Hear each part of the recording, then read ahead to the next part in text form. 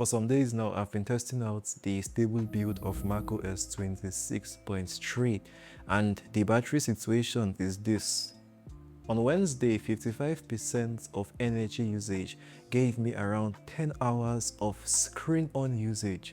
Yeah, that means I was able to get up to 10 hours of screen on while using my Mac, and it consumed only 55% battery. On Friday, 25% of energy usage gave me 7.5 hours of screen on usage.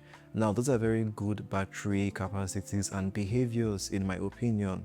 Even if on those 2 days, the battery usage and the nature of the work I did was very much lightweight, but nonetheless. By the way, I used the M2 MacBook Air 13-inch and my battery health is still at 100% with less than 30 cycle counts at this point.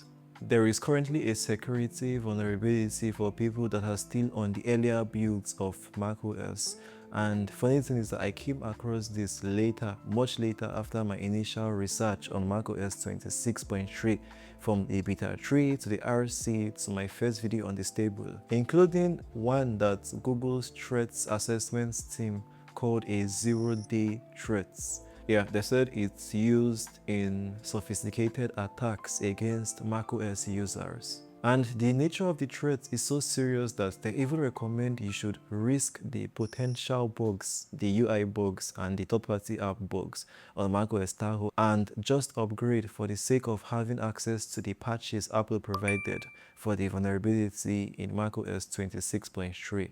As a matter of fact, there were other vulnerabilities and Apple addressed so many of them. They have been pending for quite a while from what I saw, and Apple addressed every single one of them in just these updates. So if you work in government, human rights, enterprise, IT, this update is something you should consider for the sake of security. So these are the details on the screen about the zero-day threats and how it's executed from the initial access down to the point of exfiltration.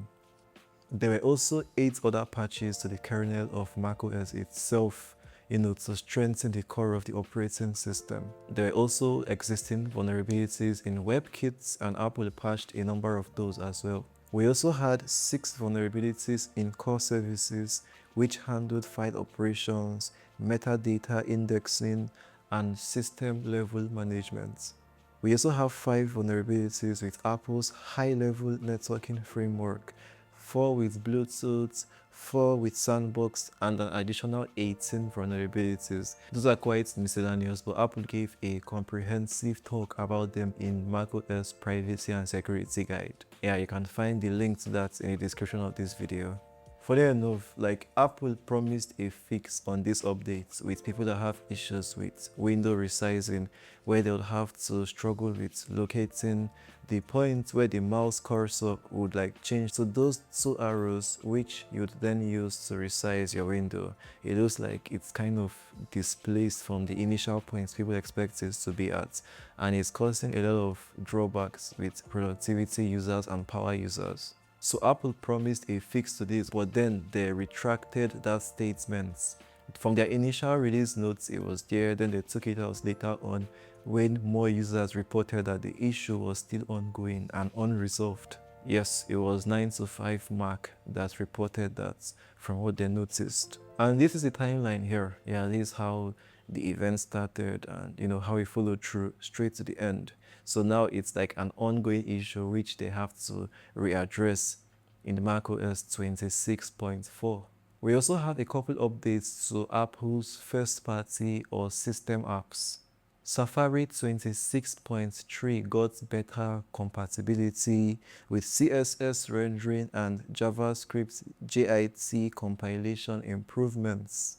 Web Inspector now correctly displays computed layout values for CSS subgrid configurations. Apple's Freeform app was also updated from 4.2 to 4.3.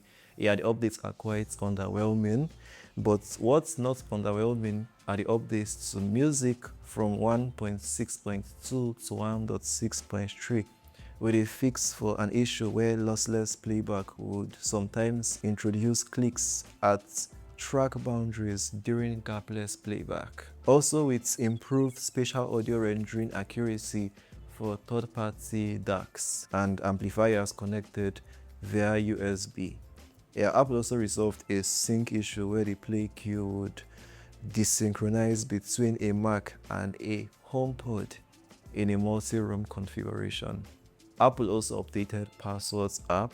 Yeah, passwords that you use to manage your logins and passwords from 2.2 to 2.3. What Apple basically added was improved passkey sync across devices signed into the same Apple ID. Also, there is a fix for a situation where the prompt to autofill your password will not appear when you just newly save extra credentials to the passwords until Safari was restarted. So if you use Safari now and then you newly save a password which is supposed to initially give you the suggestion to autofill with the passwords app, you will need to restart Safari, or at least it was like that back then.